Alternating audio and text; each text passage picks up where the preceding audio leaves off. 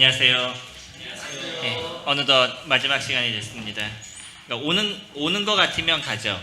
네, 항상 그러더라고요. 오는 것 같으면 가는데 2박 3일도 마찬가지고 3박 4일도 마찬가지고 왔다 싶어서 뭐 조금 하다 보면 벌써 가는 시간들이 되는데 오늘도 이제 벌써 저희가 마지막 시간이 되고 있습니다. 시간이 빨리 간다는 거는 어떤 의미일까요? 바쁘다는 거. 예, 또 좋은 거. 그쵸. 시간이 빨리 간다는 것은 좋다는 겁니다. 이게 성도님들이 이제 살아가시는 데 있어서 시간이 빨리 간다라고 느끼시는 거 있잖아요. 그런 거는 좋은 부분일 겁니다. 어느 때 시간이 빨리 가시나요? 열심히 할 때. 예, 좋죠. 열심히 할 때 빨리 갑니다. 또 열정적일 때, 또 재밌을 때, 그렇죠. 그러니까 저희가 재밌을 때 빨리 간단 말이에요, 그렇죠. 예, 그 열심히 하는 것도 재밌을 때 열심히 하게 되죠. 열정을 갖는 것도 재밌을 때 열정을 갖게 돼요. 그러면 어느 때가 재미있으시죠? 예? 게임할 때, 뭐 자전거 탈 때. 그러니까 사람마다 좀 다릅니다. 그래서 우리가 살아가는 데 있어서 시간이 빨리 가는 사람을 만날 때, 시간이 빨리 가는 일, 그 시간이 빨리 가는 장소 한번 생각해 보시면 좋을 것 같아요. 어떤 분을 만나면 시간이 빨리 가죠?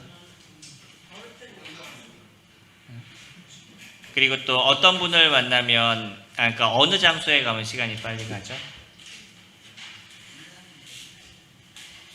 그리고 어떤 일을 하면 시간이 빨리 가죠? 예.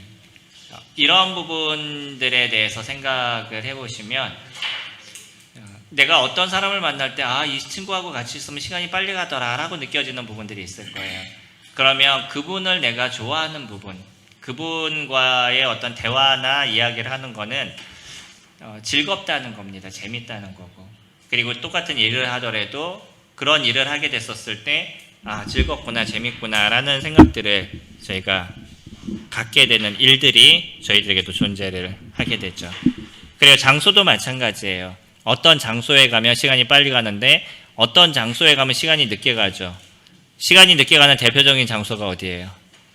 직장. 직장에 가면 일하는 것 때문에 시간이 늦게 간다라고 느껴지죠.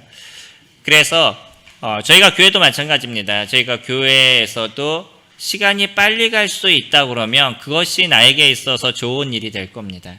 성도님들이 어떤 일을 하시던 내가 이 일을 하다 보면 시간이 너무나 빨리 가라고 생각이 되시는 부분이 있으면 그게 성도님들이 섬길 수 있는 좋은 일이 될 겁니다. 오늘 이제 보편적인 부르심에 대한 부분을 같이 저희 살펴보게 될 건데 저희들이 잘 알고 있는 말씀을 기초로 해서 같이 살펴볼 겁니다. 마태복음 28장 18절부터 20절까지입니다.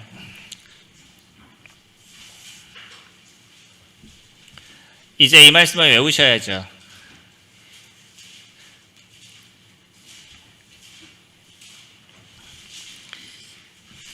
그래도 제가 목회자인데 어저께 성경도 못 읽어가지고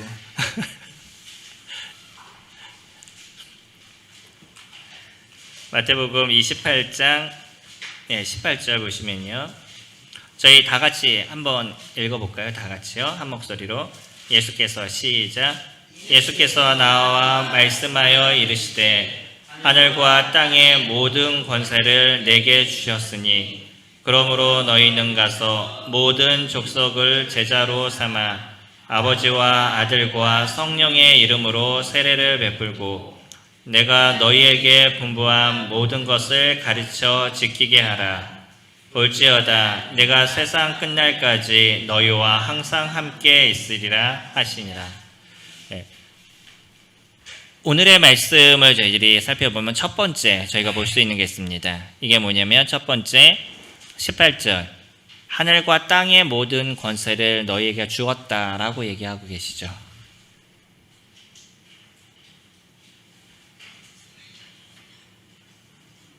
그러니까 하나님께서 예수 그리스도 그분에게 주셨다는 거예요. 그리고 그런데 그 예수 그리스도께서 받으신 그 권능을 그 제자들한테 덧입혀 주셨다는 거죠.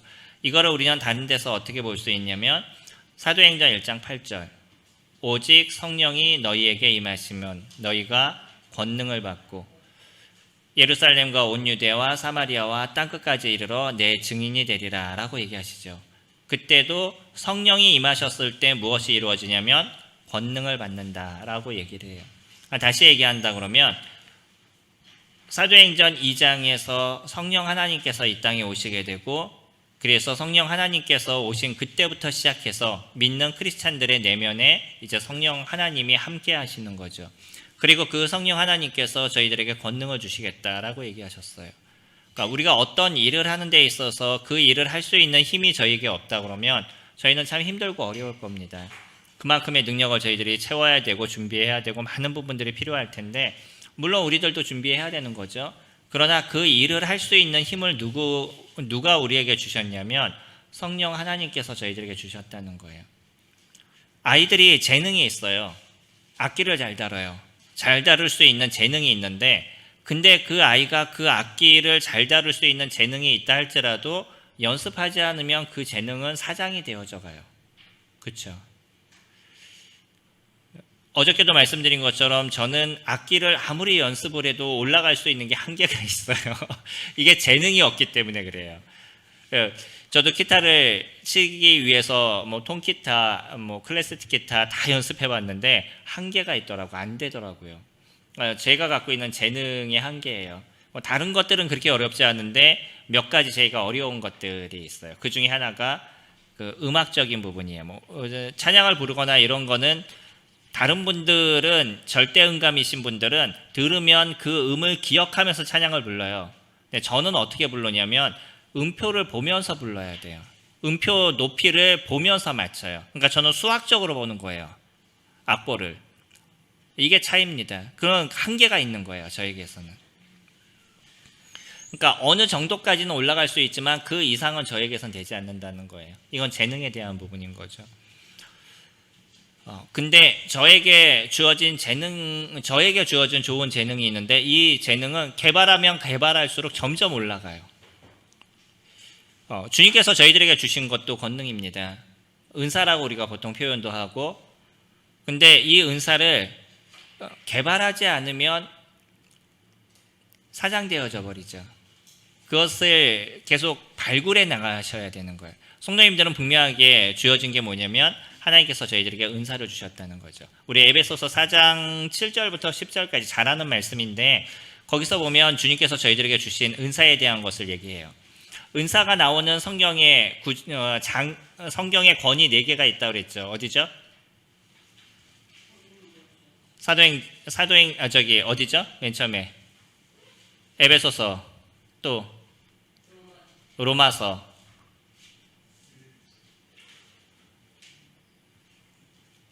고린도전서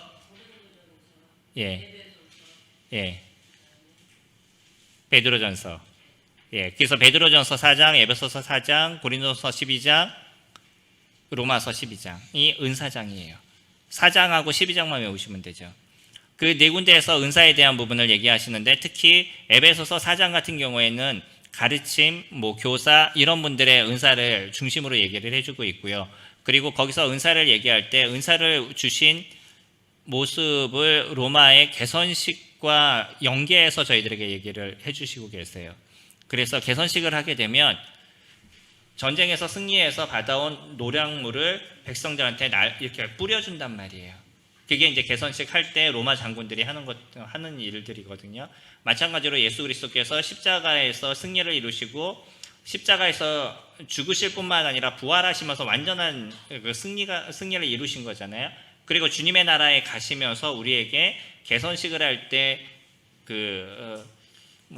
돈을 이렇게 뿌려주듯이 금은보화를 이렇게 뿌려주듯이 예수 그리스도께서 저희들에게 은사를 주셨다는 걸 그렇게 표현해주고 있어요.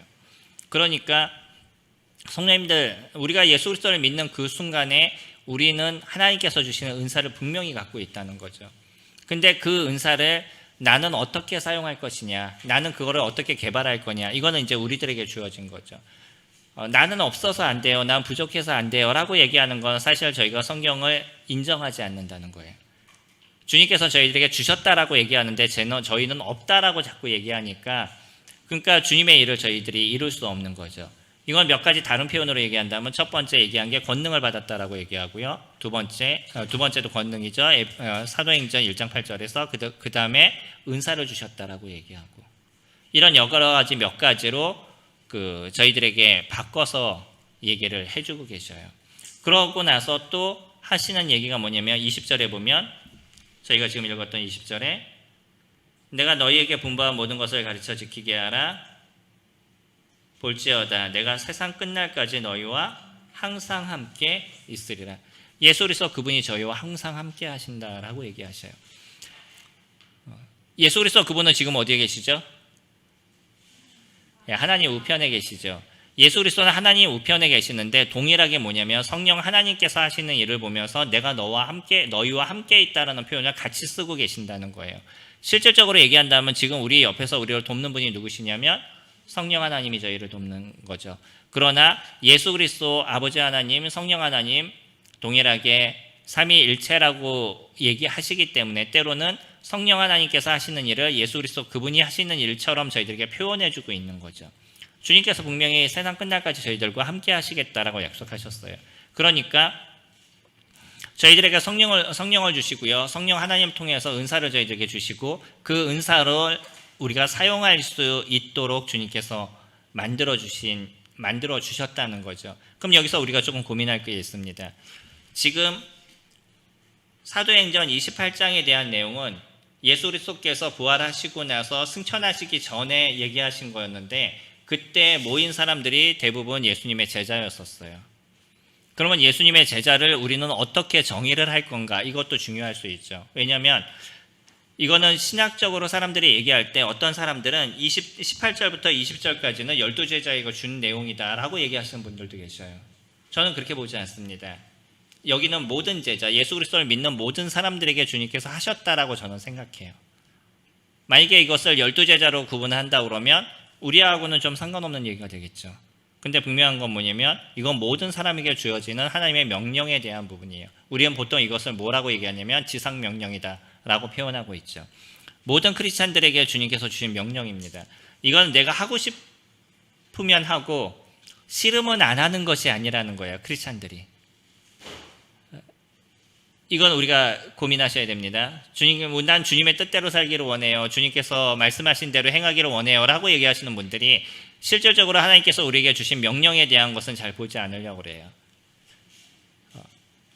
이것이 실질적인 저희들의 명령입니다. 우리가 어떻게 살아가야 될 것에 대해서, 무엇을 해야 될지에 대해서 실질적으로 저희들에게 주시는 명령에 대한 부분이에요.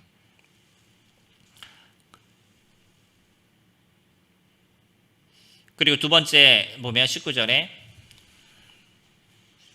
그러므로 너희는 가서 모든 민족을 제자로 삼아라 라고 얘기하죠. 그러니까 우리가 여기서 볼 수 있는 또 하나가 그런 거죠. 만약에 12제자로 만들었다 그러면 제자로 삼아라 라는 단어가 맞아지지 않겠죠. 그러니까 복음을 전해서 그 사람이 거듭남의 역사가 일어나는 것, 이것을 제자를 삼는 것이라고 표현하고 있어요.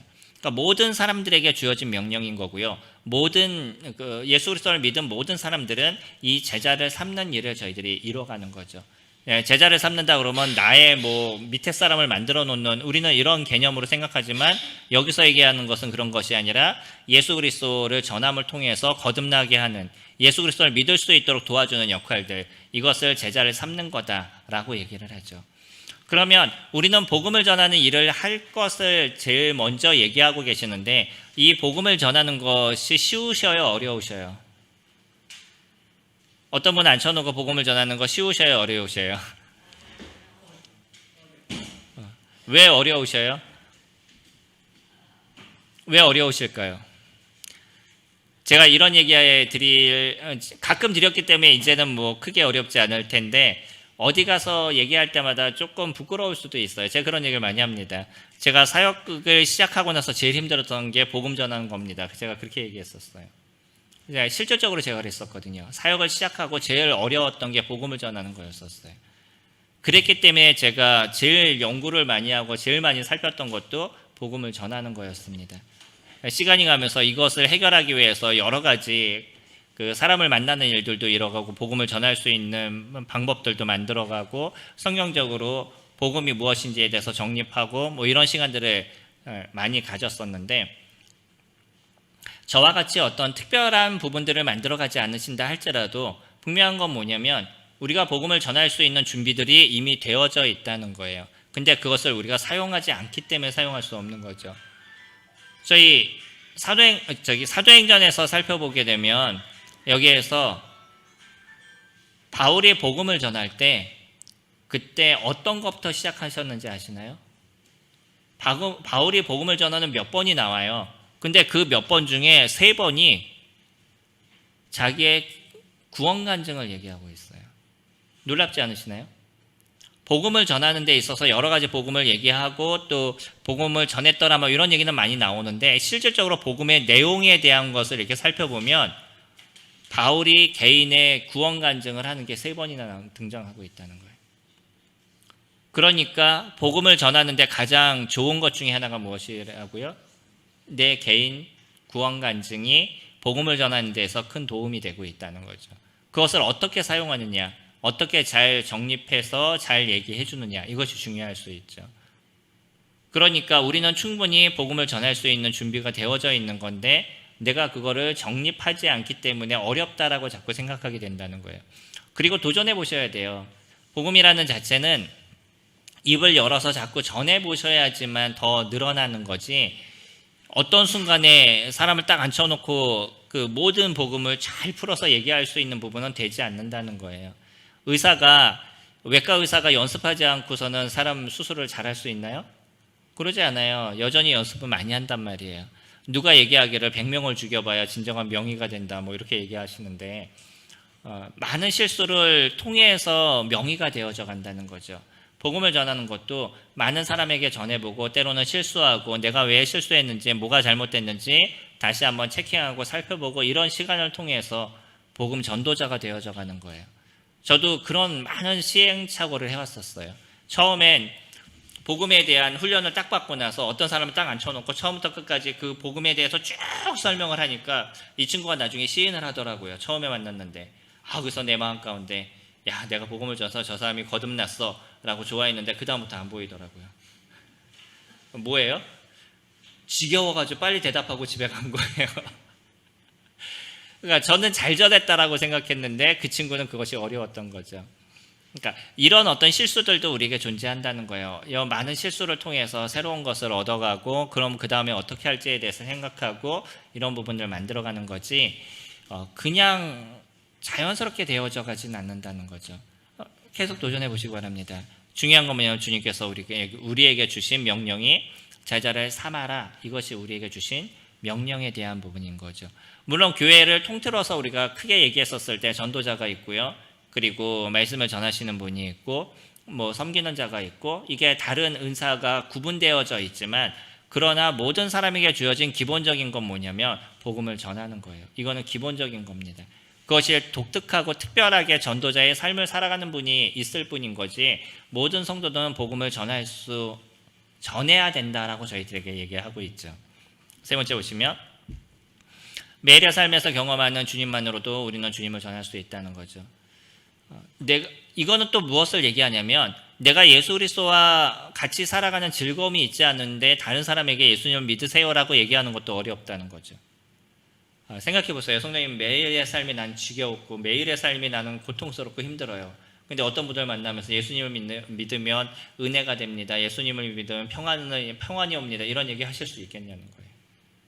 그러니까 복음을 못 전하는 거예요. 내 스스로가 힘든데 누구에게 복음을 전하겠어요? 그러니까 내 안에서 커져가는 주님을 내가 경험해야 되고, 내가 매일 만나는 예수 그리스도가 있어야지만, 오늘 내가 말씀을 묵상하고 그 묵상한 말씀이 실질적으로 이루어져 가는 그 하루의 삶들을 살아가면서 하나님께서 어떠한 역사를 이루시고 예수 그리스도 그분이 어떤 것을 보이시는지를 경험하는 시간들을 가져가야 난 자연스럽게 예수 그리스도를 이야기하는데 두려움이 없어져 가는 거죠. 주님이 나를 도우시잖아요. 성령의 삶에 주님께서 도우신 일들이 어떤 일들이 있으셔요? 기억나는 게 없으시다. 그럼 고민하셔야 되는 거죠, 우리가. 그러니까 그런 하나하나가 계속적으로 재워져 가야 돼요. 하나님께서 하셨던 역사들. 그래서 그분께서 나와 함께 하신다는 확신들. 그런 게 있을 때 내가 다른 사람에게 예수 그리스도를 이야기할 수 있고, 주님 안에 계세요. 주님께서 우리에게 은혜를 베푸십니다. 하나님께서 우리와 함께 하십니다. 라는 고백을 저희가 할 수 있고요. 우리가 살아가는데 여러 가지 어려움의 문제들이 있을 수는 있지만 여전히 하나님께서 우리에게 평안을 주십니다. 예수 그리스도 그분이 우리에게 평안을 주십니다. 라는 그런 이야기들을 저희가 나눌 수 있는 거잖아요. 세 번째로는요, 중요한 것 중에 하나가 기도하는 거죠. 제가 아무리 잘 준비해도요, 기도하지 않고 복음을 전했었을 때는 어려움을 겪는 경우가 많이 있어요. 그러니까 이제 성도님들한테 복음 집회를 가거나 이런 상황이 되면 꼭 기도 제목을 내려놓잖아요. 성도님들 같이 기도해 주세요. 이 복음에 대한 부분은 영적인 싸움인 거라 제가 아무리 잘 준비해도 어려움을 겪는 경우들이 많이 존재해요. 그렇기 때문에 기도하시는 성도님들이 또 중보 기도를 해주시는 분들의 기도가 엄청난 역사와 능력을 만들어가죠. 내 스스로도 그래서 기도하지 않고 복음을 전하는 게 참 어려운 겁니다. 기도하면서 준비하시고요, 연구하는 부분들을 가져가시면 우리는 충분히 제자를 삼는 일들을 해나갈 수 있는 거죠. 근데 그 일에 소망을 두고 준비하셔야지만 그 일들이 이루어져 가지, 누군가 하겠지라고 얘기하시면 난 여전히 나에게 주어진 하나님의 은사가 있음에도 불구하고 그것을 사용하지 못하는 부분들이 되어져 가겠죠. 그 다음에 19절에 보면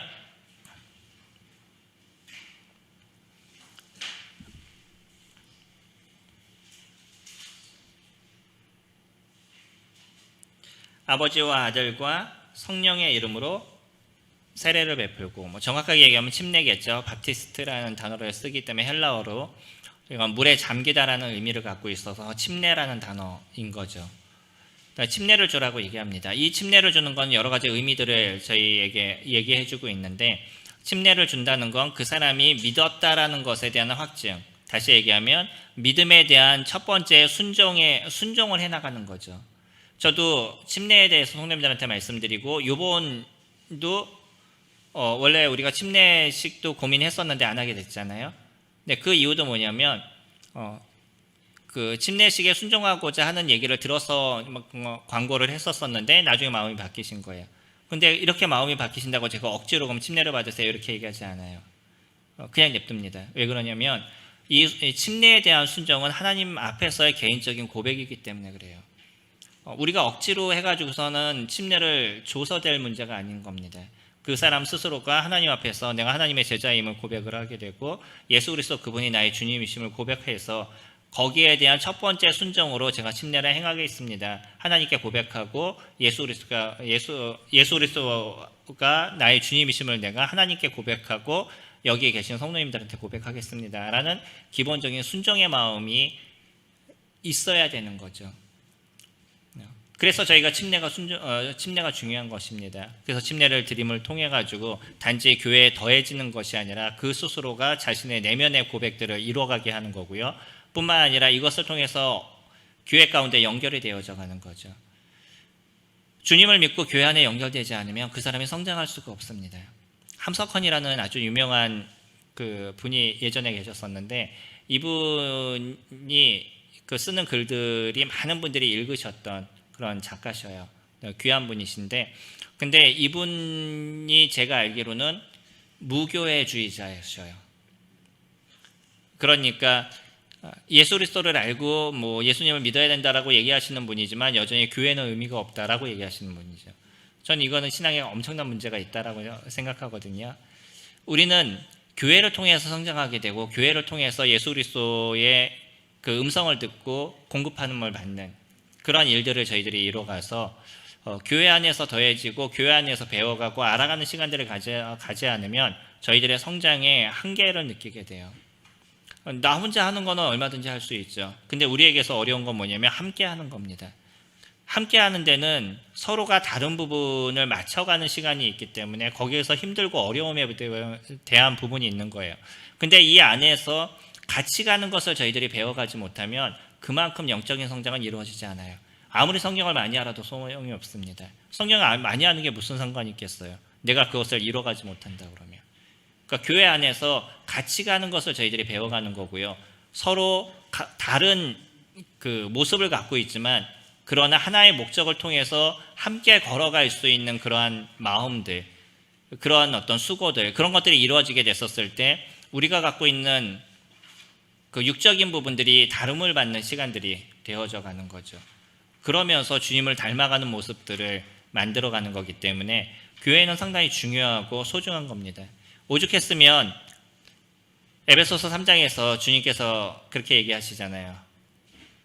하나님께서 하늘에 있는 권세들에게 이 교회를 자랑했다라고 얘기하시죠. 자, 이 교회를 한번 봐라. 내가 만든 교회다라고 얘기하시는, 하나님께서 생각할 때 이 교회가 얼마나 아름다우면 그런 얘기를 하시겠어요. 저는 이게 그렇게 하나님께서 얘기하시는 그 이유를 알겠어요. 왜냐하면 제가 살아가면서 사람들과 함께 살아가는 것이 얼마나 어렵다는 걸 알기 때문에 그래요. 그러니까 인간이 예수 그리스도께 아버지 하나님께서 사람을 만드셨잖아요. 근데 이 사람이 자기의 마음을 갖고 하나님을 경배하는 사람으로 되어져 가는 것, 하나님은 그것을 원하셨다는 거예요. 선악과는 그겁니다. 선악과는 그냥 단지 뭐 이것을 먹을 거냐 안 먹을 거냐 이게 아니라 내가 마음을 갖고 하나님을 사랑할 거냐, 그거에 대한 증표인 거예요.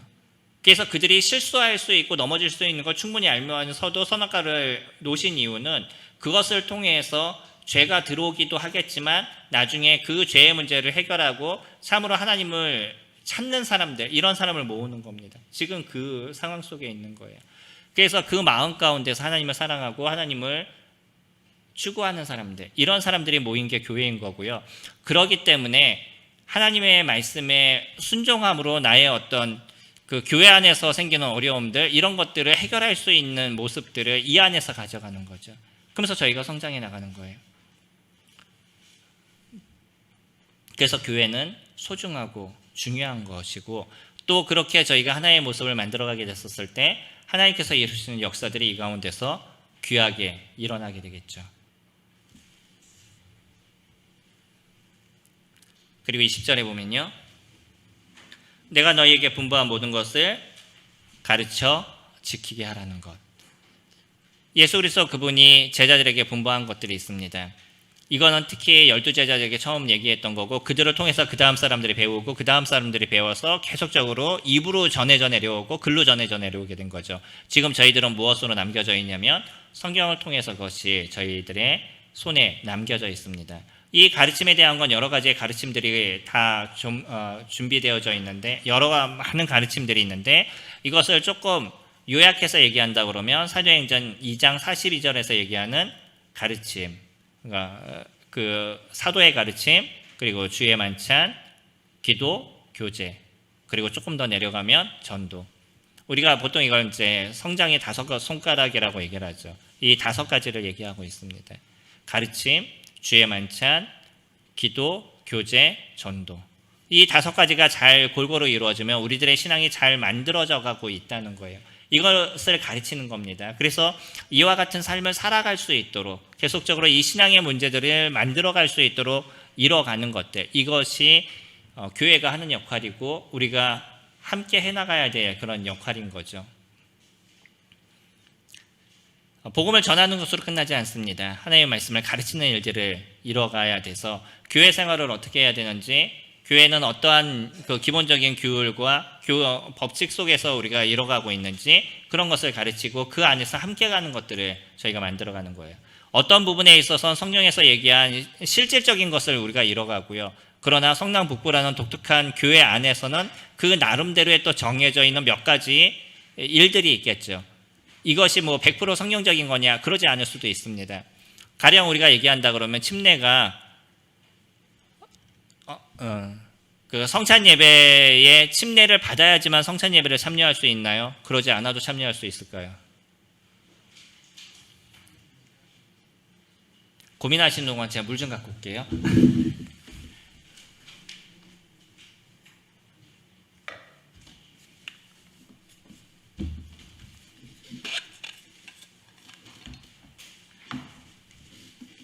저희는 매일 그렇게 멘트를 하죠. 자, 오늘은 이 떡과 잔은 예수 그리스도의 몸을 예표하는 것입니다. 구원받으시고 침례에 순종하신 분은 참여하시기 바랍니다. 라고 얘기하죠. 혹시 그 구원을 받았더라도 침례에 순종하지 않으신 분이 계신다면 옆으로 좀 넘겨주세요. 라고 멘트를 합니다. 그러면 구원 받으시고 침례를 안 받으면 성찬을 참여하면 안 되나요? 어떻죠?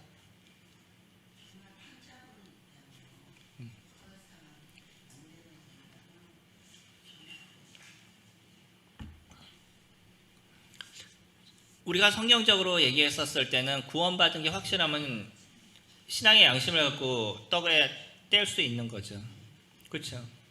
저는 그거에 대해서 조금의 거리낌도 없습니다. 그래서 어떤 분이 저희 교회를 방문하셨는데 그분이 나는 주님을 믿었습니다. 그리고 그 믿음을 통해서 교회에서 침례도 받았고 그리고 저는 성찬에 참여하겠습니다. 그러면 그냥 다 열어드려요. 그분이 우리 모임 분이든 다른 모임 분이든 상관없이 성찬에 참여하도록 열어드립니다. 그분의 양심을 믿는 거예요. 다만 저희 교회에 더해지겠다라고 얘기하면 저는 살펴봐요. 왜냐하면 이 사람이 믿음 안에서 침례에 순종을 한 거냐 아니면 그냥 일반 교계처럼 어떤 시간이 지나서 침례에 순종하는 거냐 이건 좀 다를 수 있는 거죠. 참된 믿음이 있는지는 그 다음에 우리가 살펴볼 거예요. 교회에 더해지겠다 그러면 우리 교회가 갖고 있는 기본적으로 해오는 그 법들 거기에 맞춰서 얘기하지만 그러나 저희 교회뿐이 아닌 분이 오셔서 본인도 지나가다가 들렸는데 오늘 여기서 떡을 떼기 원합니다 라고 얘기하면 어떤 교계하고 상관없이 저는 열어드릴 수 있어요. 그러니까 이거는 이제 성경적인 게 아니라는 거죠. 지금 얘기하는 이런 부분들은 교회에 맞춰서 만들어 놓은 그 침례라는 자체를 통해 성찬을 참여하는 거는 교회가 만들어 놓은 하나의 법인 거예요. 성경적인 것은 아닙니다. 이런 부분들은. 그래서 우리 교회가 어떻게 이뤄가고 있는지 이런 것도 저희가 잘 가르쳐 줘야 되고요. 제일 중요한 건 뭐냐면 성경적인 것을 제일 먼저 알려줘야 되는 거죠. 그리고 또 우리 교회는 어떻게 섬겨가는지도 가르쳐 줘야 돼요. 가르쳐 주는 게 가르쳐 줘야 되는 거죠. 그리고 그 배운 것을 행하도록 인도해 주는 것. 가르치는 것으로 끝나지 않죠. 가르쳐서 어떻게 하라고요? 지키게 하라고 얘기하죠. 지키게 하는 것까지가 우리가 해야 될 부분인가. 그러니까 성도님들이 말씀을 알았어요. 말씀을 들었습니다. 배웠어요. 그 말씀을 아셨어요. 그럼 어디까지 하셔야 된다고요? 행함까지 하셔야 되는 거예요. 이게 우리가 변해가고 바뀌어가는 모습이에요. 근데 행함이 이루어지지 않기 때문에 우리는 변하지 않고요. 행함을 얘기하면 자꾸 또 뭐라고 얘기하냐면 믿음은 행함이 아니야. 이렇게 얘기하시는데 이거는 내가 힘들어서 안 하겠다는 얘기인 겁니다. 우리는 말씀이 우리에게서 역사하기 위해서는 그것이 이루어져야 돼요. 우리 삶에서 이루어져야지만 그 말씀이 역사하는 거지 내가 아는 것으로 역사하지 않습니다.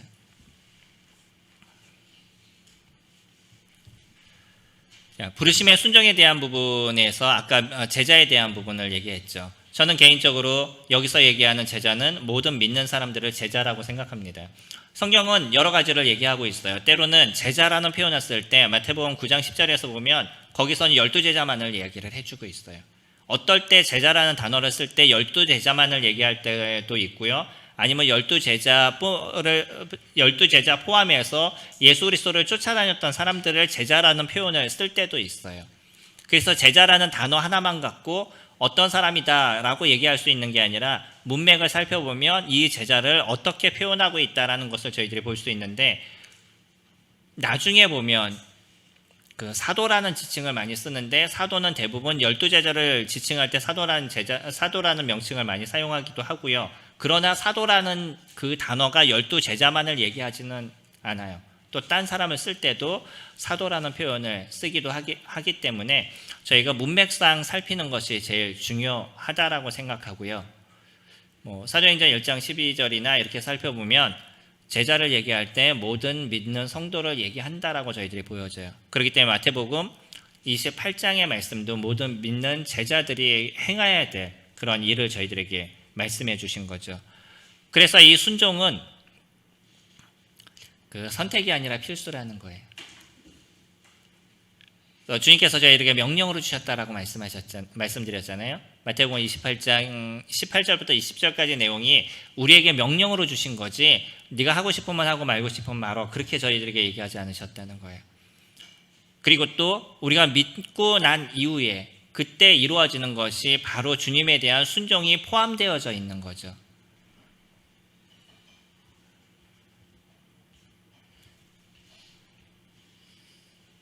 아들을 믿는 자는 영생이 있고 요한복음 3장 36절이죠. 아들을 믿는 자는 영생이 있고 아들에 순종하지 아니하는 자는 영생을 보지 못하고 도리어 하나님의 진노가 그 위에 머물러 있다라고 얘기하죠. 아들을 믿는 것과 순종하는 것을 같이 표현해줘요. 물론 여기서 얘기하는 순종은 예수 그리스도를 받아들이는 순종, 예수 그리스도를 믿는 순종을 얘기하는 거죠. 모든 것을 다 따르는 순종이라고 얘기하는 것이 아니라 예수 그리스도를 받아들이는, 예수 그리스도를 영접하는 그런 순종에 대한 부분을 이야기하고 있습니다. 그러나 거기에 파생되는 것은 무엇이냐면 예수 그리스도 그분이 하나님의 아들이심을 내가 인정하고 예수 그리스도 그분이 이 땅에 오신 메시아임을 내가 인정하기 때문에 자연스럽게 나는 예수 그리스도의 말씀을 따라 살아가게 되는 거죠. 그리고 예수님을 믿는다는 게 나라가 변한다라고 말씀드렸잖아요. 우리는 지금 예전에 사단의 나라에서 우리가 살고 있었었는데 예수 그리스도를 영접하는 순간에 하나님의 나라로 저희가 들어오게 됐죠. 이 하나님의 나라는 누구의 법을 따른다고요? 예, 하나님의 법을 따르죠. 그래서 하나님의 말씀을 따르는 게 하나님 나라인 거예요. 그러니까 그 안에서는 당연히 누구에게 순종하는 삶을 살아가냐면 하나님의 말씀에 순종하는 삶을 살아가는 거죠. 제가 비유로 많이 말씀드리는 것처럼 제가 한국 사람이지만 미국에 가면 누구 법을 따라요?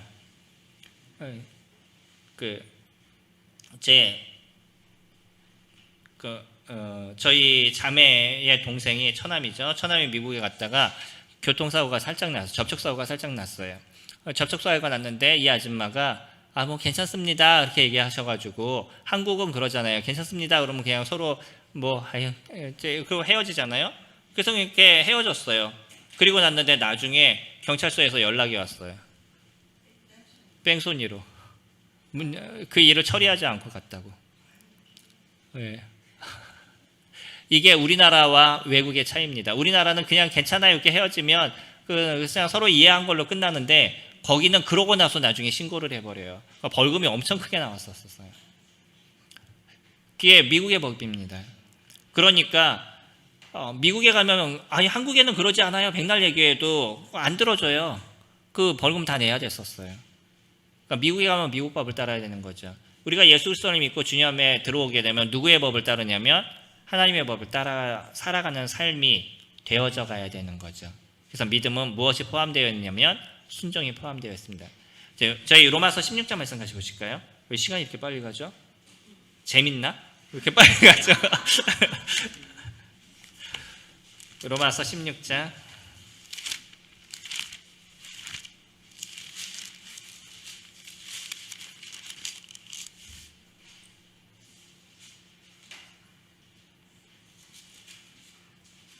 26절에 보시면 16장 26절에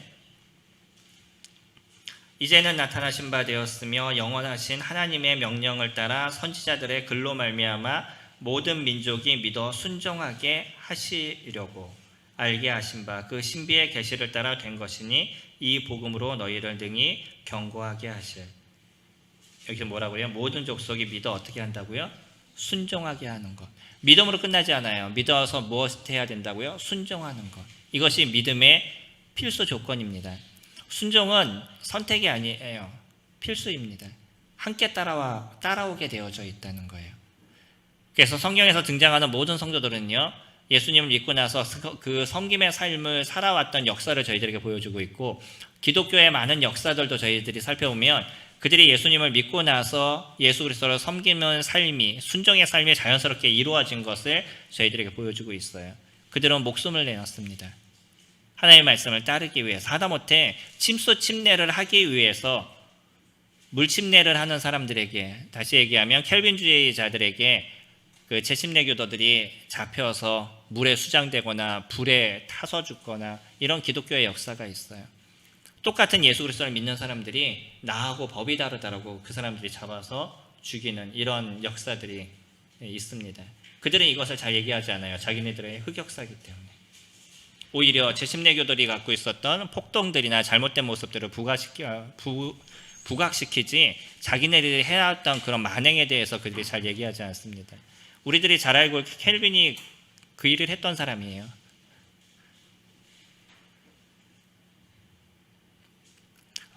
나는 어떤 부르심을 받았습니까? 이제 중요한 거는 저희들은 어떤 부르심을 받았냐는 거죠. 네, 전 성령님들한테 말씀드리는 건 내가 어떤 은사가 있는지, 어떤 부르심을 받았는지에 대해서 그 내용을 알려고 너무 노력하지 않으셨으면 좋겠어요. 일단은 나에게 주어진 것, 내 눈에 보이는 것, 할 수 있는 일들, 그런 일들을 이뤄 가신다고 그러면 내가 어떤 은사를 갖고 있는지를 자연스럽게 아실 수 있고요. 나의 재능과 주님께서 주신 은사가 무엇인지를 알 수 있는 시간들이 될 겁니다. 그러니까 괜히 내용을 알기 위해서 시간을 허비하지 마시고요. 섬김의 일들을 이뤄 가시다 보면 내가 어떠한 내가 어떤 은사가 있는지를 발견하시게 될 거예요. 저도 교회에서 안 해본 일이 없습니다. 모든 일을 다 해봤는데 주일학교를 할 때는 주일학교 은사인가 보다라고 생각했고요. 청년회를 할 때는 청년회 은사인가 보다라고 생각했고 그 이전에는 교회 뒷정리를 했기 때문에 교회 뒷정리라는 게 제 은사인가 보다라고 생각했었어요.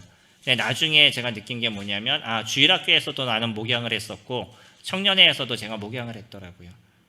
그리고 가르침의 일들을 이뤘고 그래서 저에게 주어진 은사 중에 은사가 무엇이냐라고 얘기하면 제가 지금은 말씀드릴 수 있는 것들이 목양의 은사와 교사의 은사가 제가 있다라고 말씀을 드려요. 섬기다 보니까 제 은사가 무엇인지가 명확하게 드러나게 되더라고요. 그러니까 먼저 섬기는 일들을 이뤄보셔요. 그리고 또 하나 뭐냐면 이런 일들을 이룰 때 즐거워야 된다. 아까 기쁨, 즐거움 말씀드렸잖아요. 즐거움은 시간이 빨리 간다고. 내가 섬기는 일이 즐거우면 그것이 어렵지 않아요. 교회를 섬기는데. 어떤 분은 운전을 하시는 게 즐거우셔서 성도님들을 모시고 다니는 게 어렵지 않은 분들이 계셔요. 그분의 은사겠죠. 어떤 분은 가르치는 게 너무나 즐거워요. 그럼 그분의 은사겠죠. 일단 그분의 마음 속에서도 즐거움이 돼야 되고요. 또 하나가 있습니다. 그것만은 아니에요. 무엇까지 돼야 되죠? 성도들이 평안해야 되죠. 나는 가르치는 게 너무 좋아. 근데 성도님들 너무 힘들어. 그럼 어떻게 해요? 어떤 분은 운전하는 게 너무 힘든데 탄 사람은 너무 불안해. 차를 탔는데. 그럼 어떻게 하겠어요? 이런 부분들이 같이 맞아지게 되어 있는 거지 나만 무조건 즐겁다 그래서 되는 것은 아닌 거죠. 성도들도 평안해야 되고 교회도 평안해야 되는 거죠. 이런 부분이 됐었을 때 그게 나를 부르시는 주님의 모습이다라는 것을 저희들이 알 수 있겠죠. 그리고 조심해야 되는 것 중에 하나가 뭐냐면 말씀을 받았다라고 얘기하는 것. 제가 이것을 좀 많이 힘들어합니다. 말씀을 받았다라고 얘기하시는데 그 말씀은요 이미 2000년 전에 적혀져 있는 내용인 거예요. 주님이 저희들에게 명령하신 부분입니다. 저는 어떤 말씀을 받았어라고 얘기하는 걸 좀 어려워하고 성경은 충분히 저희들에게 언제나 해야 될 것과 하지 말아야 될 것 이미 다 얘기해 주고 계셔요. 복음을 전할 거 저에게 얘기하십니다. 그러니까 복음을 전해야 되는 게 주님이 저에게 주신 말씀인 거죠. 저는 그 말씀을 받았어요. 성도들을 섬기라고 그러는 거 주님이 저에게 주신 말씀이에요. 제가 그 말씀을 받았습니다. 어느 날 갑자기 머릿속에 딱 생각나는 게 주님께서 주신 말씀이 아니라는 거예요. 왜냐하면 제가 심리학을 하잖아요. 사람의 심리는요 내가 원하는 것이 내 머릿속에 떠오르게 되어져 있어요. 물론 하나님께서 주시는 특별한 부분들이 있습니다. 제가 그것을 부인하지 않아요. 그러나 많은 분들이 오해하셔가지고 지금도 선생님들이 잘 모르시겠지만 어떤 교회가 네 교회로 쪼개졌고 저희가 알고 있는 교회도 이번에 또 어떤 사람들이 나가버리고 막 이래가지고 교회들이 지금 문제가 되게 많아요. 근데 그 사람들이 하는 얘기가 다 뭔지 알아요? 주님께서 말씀을 주셨대요. 그리고 그 말씀을 교회에다 선포하고 그리고 나가버려요. 그게 주님 주신 말씀일까요? 전 그렇게 생각하지 않습니다. 이런 부분에서 저희가 조심해야 된다는 거예요. 그 하나님께서 말씀을 주셨다고 그랬을 땐 어디까지 이어지냐면 성도들도 편안하게 되어져 있어요. 성도들도 그 마음이 즐거우게 되고 교회가 기쁨으로 보내줄 수 있고 그리고 그분이 나는 이런 은사를 갖고 있어요 라고 얘기할 때 주변에 있는 분들도 맞아 저 사람은 저런 은사를 갖고 있어 라고 주변 사람들도 당연하게 그것을 생각하게 되어져 있는 거죠. 주님이 저희들을 부르신 은혜에 대한 부분을 잠깐 시간이 없어서 잠깐 저희가 살펴보면요. 먼저 그의 나라를 구원한 자를 주님께서 도우신다 그랬죠. 저도 이 말씀을 붙잡고 살아갑니다. 마태복음 6장 33절 너희는 먼저 그의 나라와 그의 의를 구하라. 그리하면 이 모든 것을 너희에게 더하시리라. 주님께서 저희들에게 더하시겠다라고 얘기한 약속은 제가 지금까지 살아오면서 신실하게 주님께서 채워오신 것을 제가 알고 있습니다. 제가 로또를 맞아서 뭔가 돈이 많아지고 이런 걸 채웠다라고 얘기하는 게 아니라 저에게 필요한 것을 주님께서 맞춰가시고 채워오신다는 걸 제가 경험하고 있다는 거예요.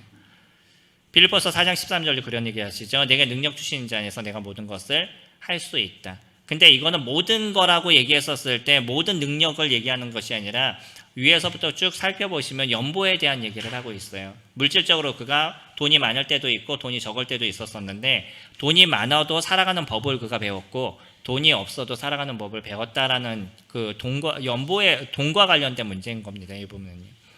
그러니까 물질적으로 내가 풍요해도 없어도 주님을 위해서 살아갈 수 있는, 주님 안에서 살아갈 수 있는 힘이 우리에게 충분히 있다는 거죠. 저는 이 두 말씀을 언제나 붙잡고 살아가요. 주님께서 그리고 그렇게 지금까지 지켜오신 것을 제가 경험하고 있습니다. 조금 심하게 주님 얘기하시면 뭐라고 얘기하시면 마태복음 10장 39절에 너희가 만약에 목숨을 잃고자 하면 얻을 것이요 얻고자 하면 잃을 것이라고 얘기를 하죠. 그러니까 주님께 한번 내놔보라는 거예요. 주님이 우리를 어떻게 채워가시는지 우리가 그것을 경험할 수 있을 거라는 거죠. 어려움의 문제가 없다? 그러지 않습니다. 어려움의 문제가 있으실 거예요. 그러나 그 어려움의 문제를 이길 수 있는 힘이 나에게 있을 거고요. 나중에 그것을 넘어가고 있는 저의 모습들을 발견하게 될 겁니다. 그것이 나에게서 큰 문제가 되지 않을 거예요. 똑같은 문제가 있어도 어떤 사람은 그 문제로 있어서 힘들어하는 사람이 있고 어떤 분은 그런 문제가 되지 않게 자연스럽게 넘어갈 수 있는 힘이 있는 분들이 있는 거죠. 우리는요 나중에 모두 다 그리스도의 심판대 앞에 서게 될 거예요. 그리고 이 땅에서 우리가 섬긴 섬김의 모든 것에 대해서 주님께서 보상해 주실 겁니다. 주님이 이 땅에서도 보상해 주신다고 저는 믿어요. 그러나 더 큰 보상은 어디에서 이루어질 거냐면 그리스도인 심판대에서 이루어질 거고 우리가 했던 아무도 모르게 섬겼던 그 모든 것들은 주님은 다 기억하고 계신다는 거예요. 거기에는 내가 실수한 것에 대해서 책망하는 것보다는 주님께서 내가 수고한 것에 대해서 보상해 주시는 그런 시간들이 될 겁니다. 남들이 알아주지 않는다고 너무 어려워하지 마세요. 사람들이 알아주는 건 중요하지 않습니다. 하나님께서 알아주시고 하나님께서 그것을 다 채워주실 거고요. 저도 언제나 생각하는 것 중에 하나 계시록 21장 4절에서 얘기하는 것처럼 그 눈에서 눈물을 씻겨주시겠다고 하나님께서 약속하시죠. 이 땅에 있으면서 섬길 때 여러 눈물이 우리에게 있을 수 있고요. 힘든 부분들이 있었을 겁니다. 근데 그 힘듦에 대해서 주님께서 그래 네가 수고했다 힘들었지 라고 저희들의 눈물을 씻겨주시겠다라고 약속하셨어요. 어떤 일을 하실 때 힘들 때 누군가 옆에서 그 한마디가 우리에게 진정한 위로가 되지 않으시나요? 그래 힘들었겠다 어려웠겠다 아유 네가 그렇지 네가 뭐 이런 게 아니라 그래 힘들었지 그 한마디 그걸 예수 그리스도께서 우리에게 해주신다 그러면 얼마나 큰 위로와 힘이 저희들에게 될까요? 섬김은요 저는 이 섬김에 대한 것은 모든 사람에게 주셨다라고 생각해요. 다시 얘기하면 부르심은 모든 사람을 주님께서 부르셨습니다. 문제는 뭐냐면 그 부르심을 어떤 사람은 순종하고 그 발걸음을 띄는 사람이 있는 것이고 어떤 사람은 그 발걸음을 띄지 않을 뿐이지 주님은 저희들을 모든 사람들을 부르셨어요. 그리고 그 사람을 통해서 하나님의 나라를 만들어 가기를 원하십니다. 저와 성도님을 통해서 이 일들을 이뤄 가시기를 원하고 하나님께서 하나님의 나라를 아름답게 만들어 가시기를 원하신다는 거예요. 이제 내가 거기에 순종하고 그 발걸음을 띄게 됐었을 때 조금의 어려움과 힘듦의 문제들은 저희들에게 존재하겠지만 그러나 하나님께서 하시는 역사들을 저희들이 발견하게 될 거고요. 그분 앞에 감사하고 그분을 위해서 쉼이 되는 그런 인생들이 저희들에게 되어져 갈 겁니다. 계속적으로 5분 정도 계속 늦는다고 제가 혼나고 있는데 마지막까지 또 5분 정도 늦었습니다. 2박 3일 동안 같이 3시간 교제할 수 있는 은혜를 주신 주님 앞에 감사를 드리고요. 우리 성도님들과 함께 마음을 합해서 한 마음을 갖고 그렇게 섬김과 부르심에 합당한 일들을 이뤄가는 저와 성도님들이 되기를 소망합니다. 기도하겠습니다.